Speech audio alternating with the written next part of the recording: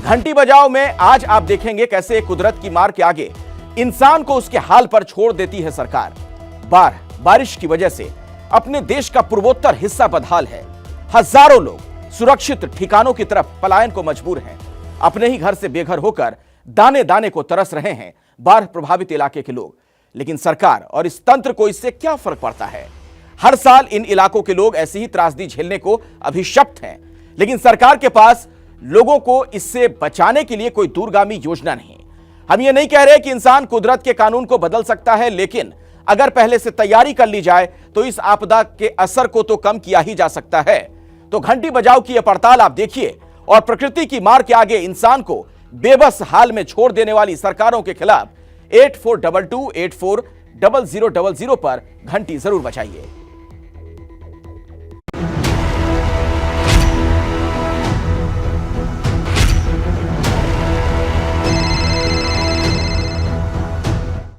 वंदे मातरम सुजलाम सुफलाम मलयजि शीतलाम।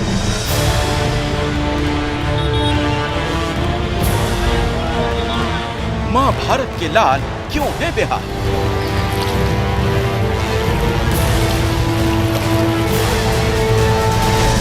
Malay हवा से शीतल शस्य श्यामल धरा क्यों मटमैली हो जाती है? क्यों पड़ती है हर साल कुदरत की मार?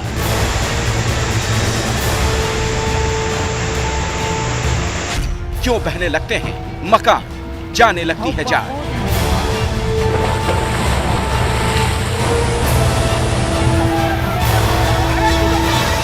करोड़ों उम्मीदें हैं, लाखों सवाल हैं, हम कब होंगे कामयाब?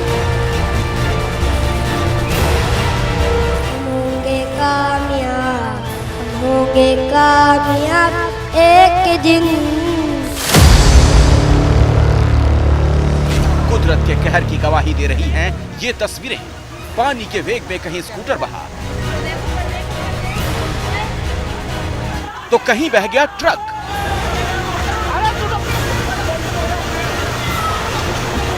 मीलों तक पानी के नीचे है खेत। बर्बादी बरसने के बाद बाढ़ ने दिया है दर्द और बाढ़ से बचाने में नाकाम हुए सिस्टम को बेबसी से देख रही है जनता। एक राज्य नहीं, 3 राज्यों से आई तस्वीरें लोगों की परेशानी बता रही हैं। असम के 33 जिले बाढ़ से प्रभावित हैं। मेघालय में भी बाढ़ का कहर है। वहीं बिहार में कोसी का जलस्तर भी चढ़ना शुरू हो गया है।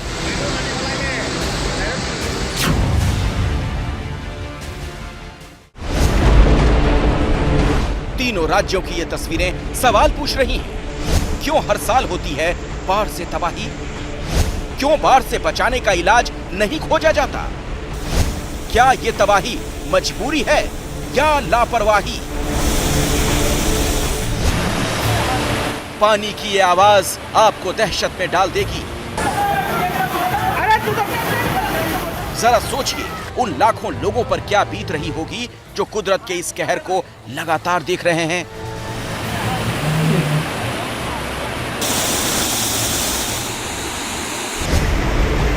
असम का हाल देख लीजिए। 32 जिले प्रभावित, 5424 गांव पर असर, करीब 48 लाख लोग बाढ़ पीड़ित, 1,13,000 हेक्टेयर के खेत डूबे, कुल 2,31,000 लोग विस्थापित, करीब 1400 राहत शिविर बनाए गए, 5,232 मवेशी बहे। आंकड़े बता रहे हैं कि एक बार फिर कुदरत के कहर के आगे सरकारें लाचार नजर आ रही हैं। पूर्वोत्तर की बात करें तो बीते हफ्ते में अब तक 131 लोगों की जान जा चुकी है। बारिश के बाद दो तरफ कहर ने लोगों की जान ली है। बारिश के बाद आई बाढ़ और बारिश के साथ लैंडस्लाइड ने ऐसा अटैक किया कि लोगों को संभलने का मौका तक नहीं मिला। ये असम के ही सिलचर की तस्वीरें हैं। पानी अपनी ही राह चल रहा है। शहरों की सड़कों पर भी झड़ने की आवाजें आ रही हैं। लोग घुटने तक पानी में चलने को मजबूर हैं। दुकानों के अंदर पानी घुस चुका है, जिससे कार पानी में डूबी नजर आ रही है। ये तस्वीरें नगांव जिले की हैं, जहां सड़क और खेत सब पानी के नीचे हैं। पानी आया है और सारा नगांव टाउन डूब गया है। अभी जो नगांव टाउन का वार्ड है, वार्ड में भी ज़्यादा से ज़्यादा 10 वार्ड अभी पानी का नीचे पड़ा हुआ है। बंगाई गांव में इस मासूम की आवाज को सुनिए, जो अपने परिवार के साथ बाढ़ के बीच फंसा है। तख्त पर ही खाना बना रहा है, क्योंकि नीचे की जमीन पर सिर्फ पानी ही पानी है। या इन 3 मासूम बच्चों को देखिए, जो बाढ़ के बीच खाने की तलाश में जान खतरे में डालकर निकल पड़े हैं। लेकिन राहत में लगे लोगों के पास बाढ़ की विभीषिका की अपनी ही कहानी है।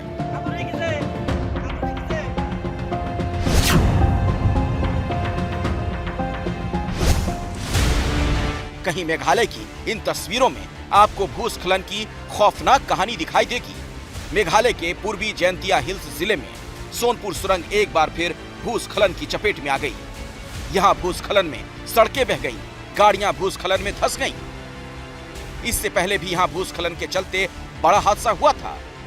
मुख्यमंत्री कॉनराड के संगमा ने भी भूस्खलन प्रभावित क्षेत्रों का दौरा कर हाल जाना। मेघालय में अब तक 27 मौत हो चुकी है। पश्चिमी गारो हिल्स का ये पुल पानी के बहाव में बह गया था। अब इसका आधा हिस्सा ही तस्वीरों में दिखाई दे रहा है। भारी बारिश के चलते पहाड़ों में जगह जगह इस तरह के झरने नजर आने लगे हैं।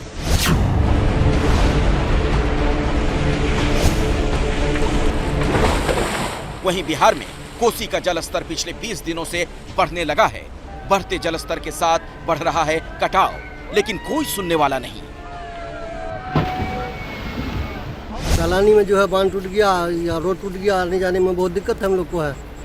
ये रोड है जी, रोड है ये। तो कोसी आया हुआ जो पूरा जो रोड जो है तहस नहस हो गया, इस पर सरकार कोई ध्यान नहीं दे रही है। यहाँ तो 1000 की आबादी है, परेशानी बढ़ जाएगी। जी परेशानी बढ़ जाएगी। 3 राज्यों की ये 3 तस्वीरें सीधे सवाल पूछ रही हैं। हम तभी क्यों जागते हैं जब पानी सिर से ऊपर हो जाता है। सवाल ये है, जब सरकारों को पता है कि बाढ़ हर साल आनी है, तो उसे रोकने का या फिर उसका नुकसान कम करने की तैयारी क्यों नहीं होती। पुरानी कहावत है, जाके पैर ना फटे भी भाई, वो क्या जाने पीड़ पर आई। बिन दर्द के भागीदार बने उस दर्द को आप समझ नहीं सकते। इसीलिए एबीपी संवाददाता मनोज्ञा लोईवाल पहुंची असम के बाढ़ प्रभावित कामरूप जिले में, जहां ब्रह्मपुत्र नदी के रौद्र रूप ने तबाही मचाई हुई है। बाढ़ हर वर्ष आती है। असम के लिए ये जितनी जरूरत है उतनी ही विपदा का विषय भी है। क्यों बाढ़ का दर्द सहने को मजबूर है असम? सिस्टम की नाकामी जनता क्यों सहे? कामरूप हाईवे पर आते ही दिखाई देती है बेबस चेहरे और लाचार निगाहें। पानी में डूबे अपने घर के सामने सड़क पर ही तंबू लगाकर खाना बनाने का दर्द कोई 50 साल की सविता से पूछे। सरकार की दी हुई राहत सामग्री से पेट तो भर रहा है, लेकिन मन अपने घर पर ही अटका है। पानी आग লৈছে থাকিব জায়গা আৰু দংকলটো পুৰা কবাৰ আহাই তল গৈছে লেট্ৰিঙত খোজ কৰিব নোৱাৰি হয় যাবাই নোৱাৰি।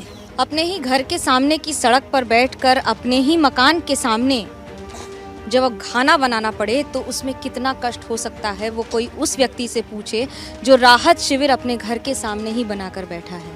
उस घर के सामने जो एक ज़माने में सपना रहा है बनाने का, और आज बनने के बाद पूरी तरह से पानी में डूब गया है और साथ ही डुबो ले गया है उन हज़ारों करोड़ों सपनों को जो उस घर में बैठ के देखे गए थे। लेकिन ये कभी नहीं सोचा गया था कि अपने ही मकान के सामने सड़क पर बैठकर खाना बनाना और खाना पड़ेगा। कुछ ऐसा ही कर दिया है इस असम की बाढ़ ने इस वर्ष। सविता की तरह लाखों परिवार हैं जो इस वक्त अपने घर को देखकर आंसू बहा रहे हैं। अभी तक पानी नहीं सो रहा है। आज 5 दिन हो गया, 5 दिन तक ऐसे ही पानी है। बहुत प्रॉब्लम से हम रहा है। अभी क्या करेंगे हम लोग मालूम भी नहीं है। 2 दिन भी खाना नहीं खाया। यहीं से सवाल खड़ा होता है, आखिर हर साल ये नौबत क्यों आती है? जनता सीधे सवाल पूछ रही है कि नेताओं का काम क्या सिर्फ अधूरी राहत सामग्री पहुंचाना है? नेता तो आते हैं लेकिन सिर्फ देख के जाते हैं और कहते हैं कि कुछ मदद करेंगे, और थोड़ा थोड़ा करते हैं। रोज़ आते हैं, रोज़ नहीं आते, थोड़ा थोड़ा करते रहते हैं, लेकिन सब कुछ तो नहीं सॉल्व हो जाता है ना। हमारी पड़ताल में हमें दिखा ये वो लोग हैं जिन्हें हाईवे पर तिरपाल में ठिकाना मिल गया। अधूरी ही सही लोगों तक कुछ खाद्य सामग्री पहुंच रही है, लेकिन असम के 32 जिले बाढ़ पीड़ित हैं। 5400 गांवों पर बाढ़ का कहर है और करीब 42 लाख लोगों पर सीधा असर पड़ा है। इन लोगों तक राहत पहुंचाने में एनडीआरएफ, एसडीआरएफ, सेना और पुलिस भी लगी है, लेकिन ये काम आसान नहीं। इसी की झलक मिली जब सेना की राहत टुकड़ी के साथ संवाददाता मनोज्ञा लोईवाल ने सफर किया। इस समय मैं हूं कामरूप और रंगिया के बीच में, जहां पर करीब 10 फुट पानी है इस समय खेतों में। ये खेत का इलाका है, लेकिन खेत आपको दिखेंगे नहीं। दूर दूर तक अगर आपको कुछ दिखेगा तो सिर्फ और सिर्फ पानी।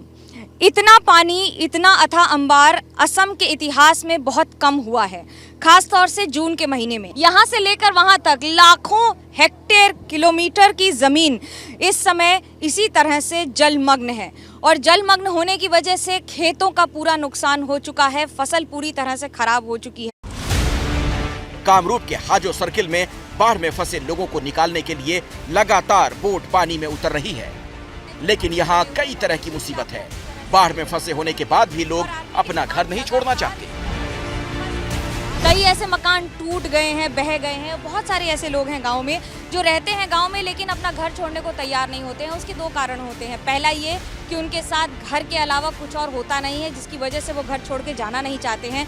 और ये बड़ी चुनौती होती है सेना के लिए और बाकी सारे रेस्क्यू ऑपरेशंस के लिए, उनको वहाँ से लेकर सुरक्षित स्थान पर लेकर आना। और दूसरी बड़ी बात होती है कि मवेशी ऐसे बहुत सारे होते हैं जो परिवार का सदस्य बन जाते हैं इन गांव वालों के लिए, और वो भी उसे छोड़ने को तैयार नहीं होते हैं। ऐसे में उनको लेकर सुरक्षित स्थान पर आना और भी ज्यादा मुश्किल होता है। गांव के अंदर बने कच्चे पक्के मकानों तक पहुंचना सेना के जांबाजों के लिए भी आसान साबित नहीं हो रहा। सेना की मोटर बोट कभी तार में फंसती है, कभी पेड़ों की टहनियों में, कभी बेल ही राहत कार्य पर लगाम लगा देती है। ऐसे में मोटर बंद होती है और चलाने पड़ते हैं चप्पू। खेतों में जब 8 फुट 10 फुट पानी भर जाता है तो उसके बाद नाव का चलना भी असंभव हो जाता है, लेकिन आर्मी उसे भी संभव कर दिखाती है। दरअसल होता क्या है, मोटर बोट में इस तरह से बार बार कभी पेड़ फंस जाते हैं, कभी यहाँ पर जितनी भी चीज़ें पड़ी होती हैं वो फंस जाती हैं, जिसकी वजह से मोटर बोट में हर 15-15 मिनट पर इसको इस तरह से साफ करना पड़ता है। और साफ करने के बाद उस दौरान वहाँ से नाव निकालने के लिए इस मोटर बोट को चप्पू के जरिए बाहर निकाला जाता है। छोटी नाव जैसे यहाँ पर जो चलती हैं आप देख रहे हैं, इस नाव की एक खासियत होती है कि इसमें लोगों की संख्या जो है वो कम होती है, गति कम होती है, स्पीड कम होती है, लेकिन सामान भी उस पर कम जाता है। और ये लोग अपने निजी